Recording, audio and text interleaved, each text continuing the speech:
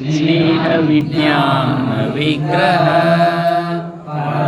आनंदमयो मूर्तः तप्तो अप्पयो भूतले नित्यतृप्त सदा शांत पुंजीभूत तप्यं सकलां लोकां देवो अप्पयो विराजते विराजते विराजते।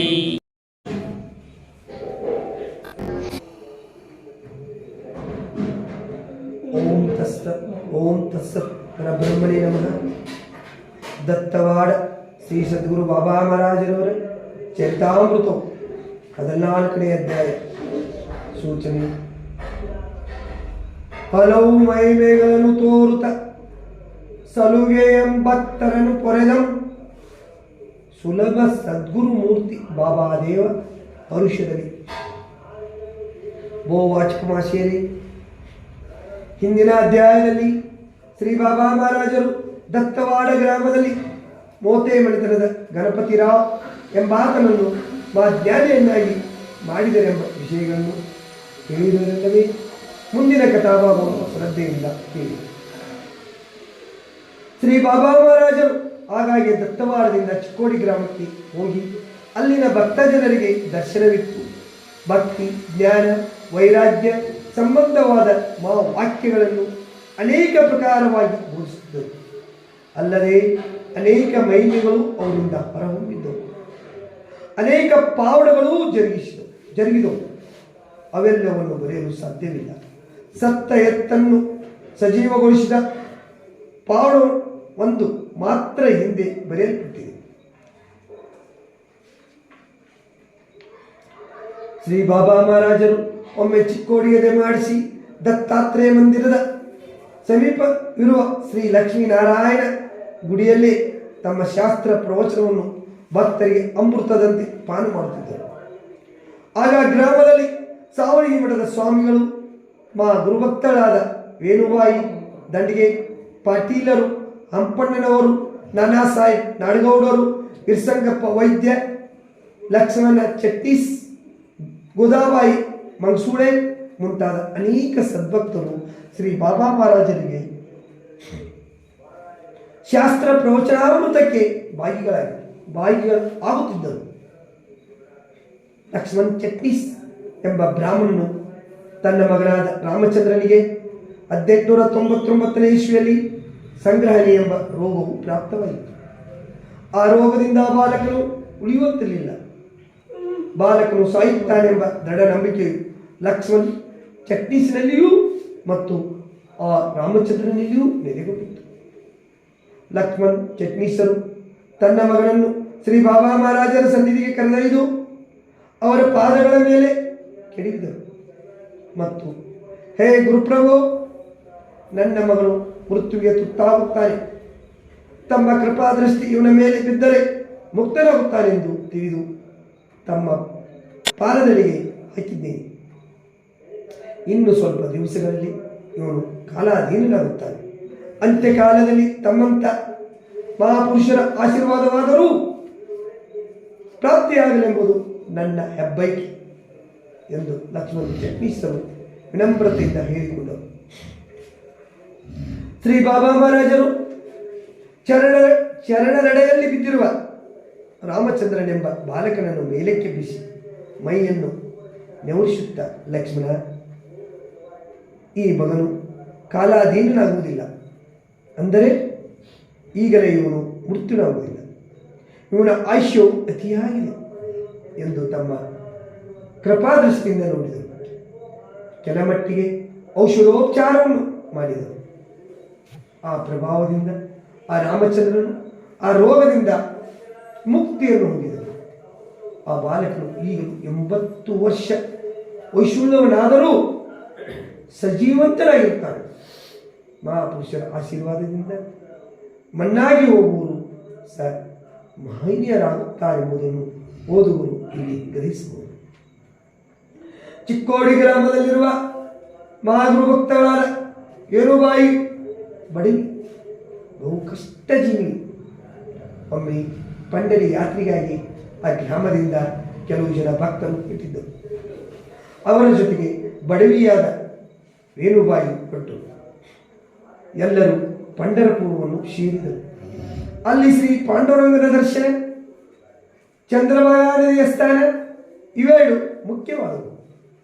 ವೇಣುಬಾಯಿಯು ಚಂದ್ರಭಾಗಾ ನದಿಯ ಸ್ನಾನ ಮಾಡಬೇಕೆಂದು ನದಿಯ ಬಳಿಗೆ ಬಂದು ಹರಕು ಬಟ್ಟೆಯನ್ನು ಕಟ್ಟಿಕೊಂಡು ತಾನು ದೊಡ್ಡ ಸೀರೆಯನ್ನು ನದಿಯ ದಡದಲ್ಲಿಟ್ಟು ಸ್ನಾನ ಮಾಡಿ ಪುನಃ ಅದೇ ಸೀರೆಯನ್ನು ಉಟ್ಟುಕೊಳ್ಳಬೇಕೆಂದು ನಿಶ್ಚಯಿಸಿ ಸ್ನಾನಕ್ಕೆ ನದಿಯಲ್ಲಿ ಇಳಿದರು. ಸ್ನಾನ ಮಾಡುತ್ತಾ ತಾನಿಟ್ಟ ಸೀರೆ ಕಡೆ ನೋಡಿದರು. ಆ ಸೀರೆಯನ್ನು ಚೋರರು ಅಪಹರಿಸಿಕೊಂಡು ಹೋಗಿದ್ದರು. ಆ ಸಮಯದಲ್ಲಿ ವೇಣುಬಾಯಿ ತನ್ನ ಸೀರೆ ಓದುವುದಕ್ಕೆ ಚಿಂತಾಕ್ರಾಂತಳಾಗಿ, ಹೇ ಗುರು ಮಹಾರಾಜನೇ, ದತ್ತವಾದ ಸದ್ಗುರುಮೂರ್ತಿಯೇ, ಈಗ ದ್ರಪದೆಯಂತೆ ನನ್ನ ಮಾನಭಂಗವಾಗುವ ಪ್ರಸಂಗ ಬಂದು ಒದಗಿದೆ. ಈ ಸಂದರ್ಭದಲ್ಲಿ ಕಾಪಾಡುವರು ನಿನ್ನ ಹೊರತು ಮತ್ತಾರೂ ಇಲ್ಲ ಎಂದು ಭಕ್ತಿಭಾವದಿಂದ ಹಂಬಲಿಸಿದರು. ಶ್ರೀ ಬಾಬಾ ಮಹಾರಾಜರು ದತ್ತವಾಡದಲ್ಲಿದ್ದರು.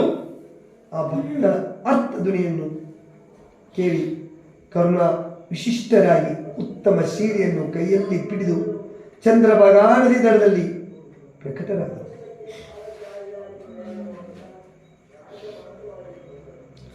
ಪರಮಪತಿ ವ್ರತೆಯಾದ ದ್ರೌಪದಿಗೆ ಹರಿಯು ಕರಣದೋಳ್ ಕ್ಯಾಂಬ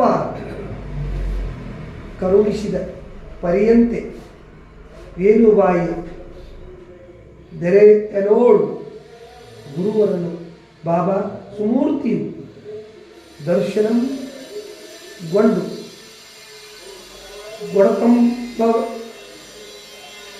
ದರ್ಶನಂ ಕಂಬರವನು ಕರುಣಿಷ್ಟಂ ಭಕ್ತಳೆ ಸುಖಿಸೆಂದು ಹರಿಸಿದರು. ಹೇ ಭಕ್ತಳೇ, ಚಿಂತಿಸಬೇಕು, ಈ ಸೀರೆಯನ್ನು ತೆಗೆದು ಎಂದು ದರದಲ್ಲೇ ನಿಂತುಕೊಂಡು ನದಿಯ ನೀರಿನಲ್ಲಿರುವ ವೇಣುಬಾಯಿಯ ಕೈಗೆ ಮುಟ್ಟುವಂತೆ ಎಸೆದರು. ಆ ವೇಣುಬಾಯಿ ಆನಂದ ಪರವಶರಾಗಿ ಆ ಸೀರೆಯನ್ನು ಹುಟ್ಟುಕೊಂಡು ಶ್ರೀ ಬಾಬಾ ಮಹಾರಾಜರನ್ನು ಹೀಗೆ ಅತಿಯಾಗಿ ಮೆಚ್ಚಿಸಿದರು. ಮಾನ ಹೋಗುವ ಸಮಯ ನಿನ್ನ ನರಿತು ಬಂದೆನ್ನ, ಮಾನ ಮುಗಿಸಲಿಕ್ಕೆ ವಸ್ತ್ರವನ್ನು ಕೊಟ್ಟ ಸುಜ್ಞಾನಿ ಸದ್ಗುರುವೆ ನತಳಪ್ಪೆ. ಭಕ್ತಳು ಪೊರೆಯಲಿ ಎಕ್ಕತ್ತ ಕಡೆಯಿಂದ ಇದೆ, ಭಕ್ತರಿಗೆ ಪರಮಾತ್ಮನೆಂಬ ನುಡಿ ಸತ್ಯಗೊಳಿಸಿದರೈ ಸದ್ಗುರುವೆ. ತಂದೆ ನಿನ್ನಯ ಪಾದಕ್ಕೆ ವಂದಿಸುವೆ, ನಿನ್ನಂತ ಬಂದು ಇನ್ನುಂಟೆ ಪರಕಿಸಲ ಪರತರ ನಂದದಾಯಕನು ನೀನತ್ತೆ. ಈ ರೀತಿಯಾಗಿ ಸ್ತೋತ್ರವನ್ನು ಮಾಡಿ ಶ್ರೀ ಬಾಬಾ ಮಹಾರಾಜರ ಚರಣಾರವಿಂದಗಳಿಗೆ ನಮಸ್ಕರಿಸಿದರು. ಮಹಾರಾಜರು ವೇಣುಬಾಯಿ ನಮಸ್ಕರಿಸುವುದಕ್ಕೆ ತಲೆ ಬಾಗಿಸಿದಾಗ ಅಲ್ಲಿಯೇ ಅದೃಶ್ಯರಾದರು.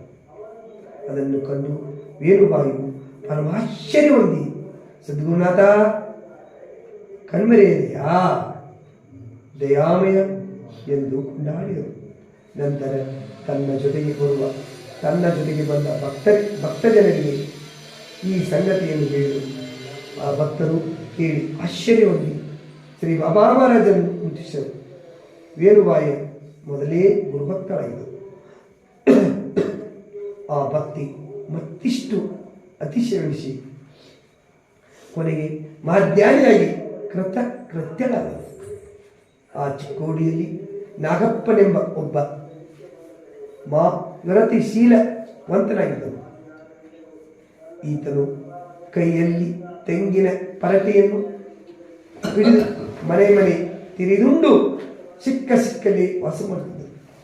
ಈತನು ಕೈಯಲ್ಲಿ ಪರಟೆಯನ್ನು ಹಿಡಿದುಕೊಂಡು ಭಿಕ್ಷೆ ಬೇಡುವುದರಿಂದ ಈತನಿಗೆ ಪರಟಿ ನಾಗಪ್ಪನೆಂದು ಹೆಸರು ರೂಢಿ ಬಂದಿತು. ಆದರೆ ಪರಟಿ ನಾಗಪ್ಪನು ಹಗಲೆಲ್ಲ ಭಿಕ್ಷೆ ಬೇಡಿ ತಂದ ಅನ್ನವನ್ನು ಉಂಡರೂ ತನ್ನ ಹಸಿವು ನಿವೃತ್ತಿ ಆಗುತ್ತಿರಲಿಲ್ಲ. ಎಷ್ಟು ವೈರಾಗ್ಯ ಸಂಪನ್ನನಾಗಿದ್ದರೂ ಹಸಿವಿನ ಬಾಧೆಯನ್ನು ತಾಳಲಾರದವನಾಗಿದ್ದರು. ಒಂದು ದಿವಸ ಶ್ರೀ ಬಾಬಾ ಮಹಾರಾಜರೊಳಗೆ ಬಂದು ನಮಸ್ಕರಿಸಿ ಕುಳಿತರು ಮತ್ತು ಮಹಾರಾಜರೇ, ತಮ್ಮಲ್ಲಿ ಕೆಲವು ಮಾತುಗಳನ್ನು ಆಡಬೇಕೆಂಬ ಬಯಕೆ ಇದೆ ಎಂದರು. ಅದಕ್ಕೆ ಶ್ರೀ ಬಾಬಾ ಮಹಾರಾಜರು ಆ ಮಾತುಗಳು ಆವು ಎಂದು ಕೇಳಿದರು.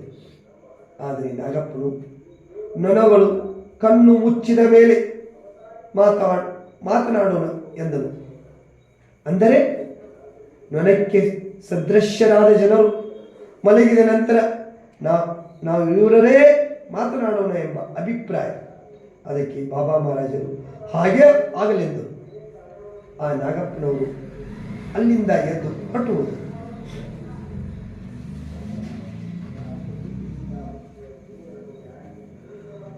ಮುರುಕು ಕೋಲನ್ನು ಪಿಡಿದು ಹರಕು ಬಟ್ಟೆಯನ್ನುಟ್ಟು ತೆಂಗಿನ ಪರಟೆಯಲ್ಲಿ ತಿರಿದುಣ್ಣುವ ಈ ನಾಗಪ್ಪನನ್ನು ಜನರು ಹುಚ್ಚನೆಂದು ತಿಳಿದಿದ್ದರು. ನಾಗಪ್ಪನವರು ಜನರಿಗೆ ಹುಚ್ಚರಾಗಿ ತೋರಿದರೂ ತಾವು ನಿಶ್ಚಲರಾಗಿಯೇ ಇದ್ದರು. ಶ್ರೀ ಬಾಬಾ ಮಹಾರಾಜರು ನಾಗಪ್ಪನನ್ನು ಹುಚ್ಚನೆಂದು ತಿಳಿದಿದ್ದಿಲ್ಲ.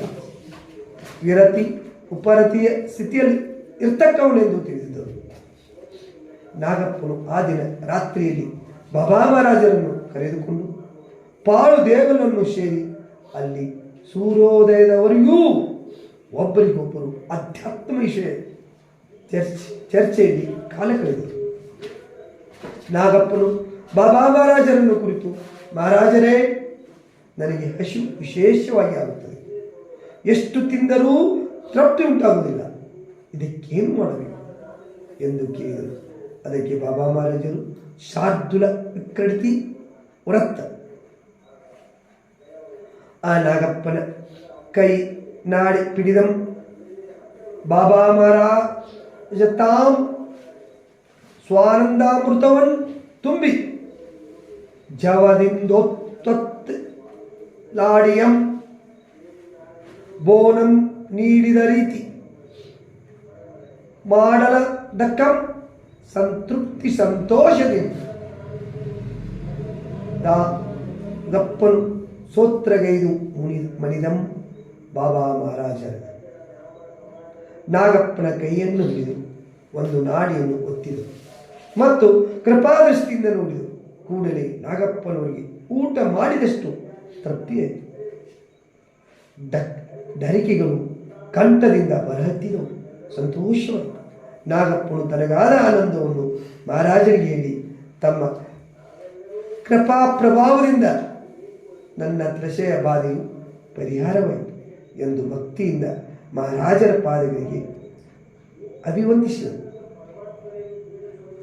ಹೊಟ್ಟೆ ಪಾಡಿಗಂ ಭಿಕ್ಷೆ ಬೇಡುತ್ತಂ ಕಷ್ಟದಿಂದ ನಿಂದನೆಯ ನಿಮ್ಮ ಮುಟ್ಟಿನಾಡಿಯಂ ತುಷ್ಟಿಗೈದೆಯ ಶ್ರೇಷ್ಠನಾದ ಬಾಬಾ ಮಹಾತ್ಮನೇ, ಇಂದಿಗೆ ನಾಗ ನಂದ ಮಾಯಿತೆ, ಇಂದಿಗೆ ನಾಗನಂದ ಮಾಯಿತೆ, ಮುಂದೆ ಭಿಕ್ಷೆಯ ಮಾಡಲಿ ಬಂದು ರಾಮಾಮೃತಾನಂದ ಚಿಂತನೆ ವಂದಿಸುತ್ತ ನಿಗ್ರ ಜ್ಞಾನ ಪೇಂ. ನಾಗಪ್ಪನು ಅಂದಿನಿಂದ ವಿಶೇಷವಾಗಿ ಊಟ ಮಾಡದೆ ಎಲ್ಲರಂತೆ ಸಾಮಾನ್ಯವಾಗಿ ಉಣ್ಣುತ್ತ ಬಾಬಾ ಮಹಾರಾಜರನ್ನು ಸ್ತುತಿಸಿದರು. ಈ ನಾಗಪ್ಪನವರು ಅನೇಕ ಪಾವಗಳನ್ನು ಸಹ ತೋರಿಸುತ್ತಾರೆ. ಈಗ ಈತನ ಸಮಾಧಿಯು ಚಿಕ್ಕೋಡಿಯಲ್ಲಿ ಆಗಿರುತ್ತದೆ. ಆ ಸಮಾಧಿಗೆ ದೊಡ್ಡದೊಂದು ಕಟ್ಟಡವೂ ಕಟ್ಟಲ್ಪಟ್ಟಿದೆ. ಅಲ್ಲದೆ ಪ್ರತಿ ವರ್ಷ ಜಾತ್ರೆಯೂ ಸಜ್ಜಾಗುತ್ತದೆ. ವಾಚಿಕರೇ, ಈ ಪಟ್ಟಿ ನಾಗಪ್ಪನವರ ವಿಷಯವನ್ನು ಶ್ರೀ ಬಾಬಾ ಮಹಾರಾಜರ ಶಿಷ್ಯರಾದ ಗೋದಾಬಾಯಿಯವರ ಕಡೆಯಿಂದ ತಿಳಿಯುತ್ತದೆ. ಈ ಗೋದಾಬಾಯಿಯವರ ಸಂಕ್ಷಿಪ್ತ ವಿಷಯವನ್ನು ಇನ್ನೂ ಚಿತ್ರಿಸುತ್ತೇವೆ. ಅಥಣಿ ತಾಲೂಕಿಗೆ ಸೇರಿದ ಮಲ್ಲಯ್ಯನ ಮುಂಗುಸೂಳಿ ಎಂಬ ಗ್ರಾಮದಲ್ಲಿ ಬ್ರಾಹ್ಮಣ ಮನೆತನದ ಗೋದಾಬಾಯಿಯು ಆ ಮಲ್ಲಯ್ಯನ ಮುಂಗುಸೂಳಿ ಗ್ರಾಮವನ್ನು ಬಿಟ್ಟು ಚಿಕ್ಕೋಡಿ ಗ್ರಾಮಕ್ಕೆ ಬಂದು ನೆಲೆಸಿದ್ದರು. ಗೋದಾಬಾಯಿ ಚಿಕ್ಕೋಡಿ ಗ್ರಾಮದಲ್ಲಿರುವಾಗ ಅತಿಶಯವಾದ ಸಂಕಟ ಕಾಲವು ಪ್ರಾಪ್ತವಾಯಿತು. ಸಂಕಟ ಕಾಲವೆಂದರೆ ಗೋದಾಬಾಯಿ ಮೊದಲೇ ಪತಿ ವಿರಾಗಶೀಲನಾಗಿ ಹೊರಟು ಹೋಗಿದ್ದರು. ತಾನು ಅನಾಥಳಾಗಿದ್ದರು. ಇದೊಂದು ಸಂಕಟ. ಒಮ್ಮೆ ಕಳ್ಳರು ಗೋದಾಬಾಯಿಯ ಆಸ್ತಿಯನ್ನು ಬಂಗಾರ, ಬೆಳ್ಳಿ ಮುಂತಾದ ಒಡವೆಗಳನ್ನು ಅಪಹರಿಸಿದ್ದರು. ಇದೊಂದು ಸಂಕಟ. ಪ್ರಪಂಚ ವಿಷಯದಲ್ಲಿ ತೊಂದರೆ ಇಲ್ಲದೆ ಮಾನಸಿಕ ವಿಷಯದಲ್ಲಿಯೂ ಈ ಚಿಂತೆ ಅತಿಯಾಗಿತ್ತು. ಈ ಚಿಂತೆಯಿಂದ ಪಾರಾಗುವುದು ಹೇಗೆಂಬ ಯೋಚನೆಯು ಮನಸ್ಸಿನಲ್ಲಿ ಮನೆ ಮಾಡಿಕೊಂಡಿತ್ತು. ನಮ್ಮ ಬಾಬಾ ಮಹಾರಾಜರು ದತ್ತವಾಡದಿಂದ ಆಗಾಗ್ಗೆ ಚಿಕ್ಕೋಡಿಗೆ ಬರುವಂತೆ ಬರುತ್ತಲೇ ಇದ್ದರು. ಒಂದು ದಿವಸ ಎಸ್ಸಂಗಪ್ಪ ಎಂಬಾತನು ಗೋದಾಬಾಯಿ ಅವರಿಗೆ ಶ್ರೀ ಬಾಬಾ ಮಹಾರಾಜರ ಮಹಿಮಾ ತಿಶಯಗಳನ್ನು ಶ್ರುತುಪಡಿಸಿ, ನೀನು ಆ ಮಹಾತ್ಮರ ದರ್ಶನ ಮಾಡಿಕೊಂಡರೆ ನಿನ್ನ ಸರ್ವ ತೊಂದರೆಗಳು ನಿವೃತ್ತಿಯಾಗುತ್ತವೆ ಎಂದು ಹೇಳಿ ಆಕೆಯನ್ನು ಕರೆದುಕೊಂಡು ಬಾಬಾ ಮಹಾರಾಜರ ಬಳಿಗೆ ಬಂದರು. ಗೋದಾಬಾಯಿ ಸಂಸಾರಿಯಾಗಿರುವ ಮಹಾರಾಜರನ್ನು ಕಂಡು ತನ್ನ ಮನದಲ್ಲಿ ಹೀಗೆ ಊಹಿಸಿದರು, ಇವರು ಸಾಧುಗಳಾಗಿದ್ದರೆ ಜಟಧಾರಿಗಳಾಗಿಯೂ ಕಾಷಾಯಂಬರಧಾರಿಗಳಾಗಿಯೂ ಇರಬೇಕಾಗಿತ್ತು. ಇವರನ್ನು ನೋಡಲು ಯಾರೋ ಒಬ್ಬ ಶ್ರೀಮಂತರಾಗಿ ತೋರುತ್ತಾರೆ. ಅಲ್ಲದೆ ಇವರ ಉಡುಪುಗಳು ರಾಜ ಟಿವಿಯಲ್ಲಿರುತ್ತವೆ. ಎರ್ಸಂಗಪ್ಪನು ಹೇಳಿದಂತೆ ಈತನಲ್ಲಿ ಸಾಧುಗಳ ಲಕ್ಷಣಗಳಾವೂ ತೋರುತ್ತಿಲ್ಲ ಎಂದು ಗೋದಾಬಾಯಿ ತಿಳಿದು ಬಾಬಾ ಮಹಾರಾಜರವರಿಗೆ ನಮಸ್ಕರಿಸದೆ ಕುಳಿತರು. ಶ್ರೀ ಬಾಬಾ ಮಹಾರಾಜರು ಯಥಾ ಪ್ರಕಾರ ಅಲ್ಲಿ ನೆರೆದ ಭಕ್ತರಿಗೆ ಶಾಸ್ತ್ರ ಪ್ರವಚನ ನಡೆಸಿದರು. ಆ ಪ್ರವಚನವನ್ನು ಕೇಳಿ ಗೋದಾಬಾಯಿ, ಓ, ಇವರು ಬಾಹ್ಯದಲ್ಲಿ ಶ್ರೀಮಂತ ಸಂಸಾರಿಗಳಾಗಿ ಕಂಡರೂ ಅಂತರದಲ್ಲಿ ಸಾಧುಗಳಾಗಿರುತ್ತಾರೆ ಎಂದು ತಿಳಿದು ಭಕ್ತಿಯಿಂದ ಮಹಾರಾಜರ ಪಾದಾರಂತರಗಳಿಗೆ ನಮಸ್ಕರಿಸಿದರು. ಕ್ರಮೇಣ ಗೋದಾಬಾಯಿಯು ಪ್ರಾಪಂಚಿಕ ಕಷ್ಟ ಪರಂಪರೆಗಳು ಬಯಲಾದವು. ಗೋದಾಬಾಯಿಗೆ ಬಾಬಾ ಮಹಾರಾಜರಲ್ಲಿ ಭಕ್ತಿ ವಿಶ್ವಾಸ ಹೆಚ್ಚಾಯಿತು. ಆದರೆ ಗೋದಾಬಾಯಿಗೆ ಪ್ರಾಪಂಚಿಕ ಕಷ್ಟ ಪರಂಪರೆಯು ನಿವೃತ್ತಿಯಾಗಿದ್ದರೂ ಮಾನಸಿಕ ತೊಂದರೆಯು ಚಾಂಚಲ್ಯವು ಇದ್ದೇ ಇತ್ತು. ಒಂದು ದಿವಸ ಗೋದಾಬಾಯಿ ಮಹಾರಾಜರಿಗೆ ವಿನಮ್ರತಳಾಗಿ ಇದ್ದರು, ಗುರುವೇ, ನನ್ನಯ ಚಿತ್ತ ಪರಿಪರಿಯ ವಿಷಯಗಳಿಗೆರಗುತ್ತಲಿರುವುದು ಕರುಣದಿಂದಿ ಚಿತ್ತ ಚಿರುಗೊಳ್ಳುವಂತ ಬಗೆತಿರುವುದು. ಹೀನ ವಿಷಯಗಳಲ್ಲಿ ಮಾನಸೌತಿ ಇರುವುದು ಸ್ಥಾನಂದುಕವು ಮನಕ್ಕೆಂತು ದೊರಕುವುದು. ನೀನೀಗೆ ತಿಳಿಯು ಪೊರೆಯುವುದು. ತಂದೆ ತಾಯಿಯು ನೀನೆ, ಬಂಧು ಬಳಗವು ನೀನು, ಹಿಂದು ಮುಂದೆಡೆಗೆ ದಿಕ್ಕು ತೋರುವರಿಲ್ಲ ಎಂದು ಚರಣಕ್ಕೆ ನಮಿಸಿದರು.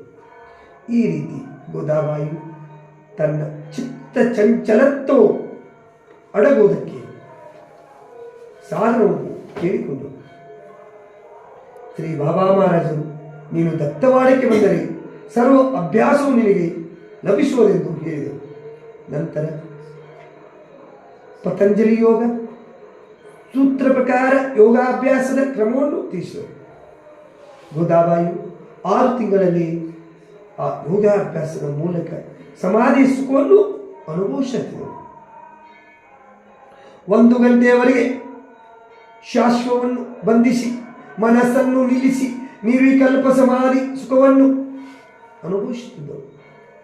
ಒಮ್ಮೆ ಗೋದಾಬಾಯಿ ಸಮಾಧಿ ನಿಷ್ಠೆಯಲ್ಲಿ ಕೂತಾಗ ಈಕೆಯ ಸಮಾಧಿಯು ಜನರ ತೋರಿಕೆಗೆ ಊಟಾಟಿಕೆ ಇರಬಹುದೆಂದು ಕೆಲವರು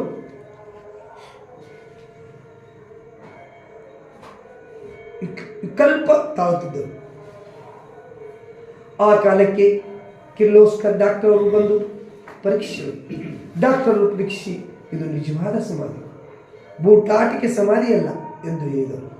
ಇಂಥ ಸಮಾಧಿಯ ಸುಖವು ಅನೇಕ ವರ್ಷಗಳ ಯೋಗಾಭ್ಯಾಸ ಮಾಡಿದವರಿಗೆ ಲಭ್ಯವಾಗುವುದು ದುರ್ಲಭ. ಅಂಥದಾದದ್ದು ಅಬಲೆಯಾದ ಗೋದಾಬಾಯಿ 6 ತಿಂಗಳಲ್ಲಿ ಪ್ರಾಪ್ತವಾಗಬೇಕಾದರೆ ಇದು ಶ್ರೀ ಬಾಬಾ ಮಹಾರಾಜರ ಪ್ರಭಾವ ಎಂದು ಪರೀಕ್ಷಿಸಲು ಬಂದ ಜನರು ನಿಶ್ಚಯಿಸಿದರು. ಗೋದಾಬಾಯಿ ವಿರತಿ ಉಳ್ಳವಳಾಗಿ ದತ್ತವಾಡಲ್ಲಿ ಇದ್ದು ಗುರು ಸೇವಾ ಶಕ್ತರಾಗಿದ್ದರು. ಶ್ರೀ ಬಾಬಾ ಮಹಾರಾಜರು ಗೋದಾಬಾಯಿಗೆ ಪ್ರತಿನಿತ್ಯ ಪಾರಾಯಣಕ್ಕಾಗಿ ವೇದೇಶ್ವರಿ ಎಂಬ ಗ್ರಂಥವನ್ನು ಕೊಟ್ಟಿದ್ದರು. ವೇದೇಶ್ವರಿ ಗ್ರಂಥವು ಮರಾಠಿ ಭಾಷೆಯಲ್ಲಿ ಪ್ರಸಿದ್ಧವಾಗಿದೆ. ಹಂಸರಾಜ ಎಂಬ ಮಹಾಯುದ್ಧವನ್ನು ಸಂಸ್ಕೃತ ಶಿವಗೀತೆಯನ್ನು ಮರಾಠಿ ಭಾಷೆಯಲ್ಲಿ ವಿಸ್ತಾರವಾಗಿ ವ್ಯಾಖ್ಯಾನ ಬರೆದು ಅದಕ್ಕೆ ವೇದೇಶ್ವರಿ ಎಂಬ ನಾಮವನ್ನಿಟ್ಟಿರುತ್ತಾರೆ. ಆ ವೇದೇಶ್ವರಿ ಗ್ರಂಥವನ್ನು ಗೋದಾಬಾಯಿಯು ಪ್ರತಿನಿತ್ಯ ಪಾರಾಯಣ ಮಾಡುತ್ತಾ ಅದರ ಅರ್ಥವನ್ನು ಶ್ರೀ ಮಹಾರಾಜರಿಂದ ಕೇಳುತ್ತಿದ್ದರು. ಕೊನೆಗೆ ಗೋದಾಬಾಯಿಯು ಪರಿಪೂರ್ಣ ಜ್ಞಾನಿಯಾಗಿ ಕೃತ್ಯಳಾದಳು. ಈ ಗೋದಾಬಾಯಿ ದೇಹ ಬಿಟ್ಟಿದ್ದು ಸುಮಾರು 1952ನೇ ಇಸ್ವಿಯಲ್ಲಿ. ಈಕೆಯ ಸಮಾಧಿಯು ಶ್ರೀ ಬಾಬಾ ಮಹಾರಾಜರ ಸಮಾಧಿಯ ಸಮೀಪದಲ್ಲಿರುತ್ತದೆ ಎಂಬಲ್ಲಿಗೆ ಶ್ರೀ ಸಿದ್ಧಗುರು ಬಾಬಾ ಮಹಾರಾಜರ ಚರಿತಾಮೃತದಲ್ಲಿ 4ನೇ ಅಧ್ಯಾಯವು ಪೂರ್ಣವಾಗುತ್ತದೆ. ಜೈ ಜೈ ಶ್ಯಾಮ ಪಾರ್ವತಿ ಪ್ರಿಯ ಮಹಾದೇವ.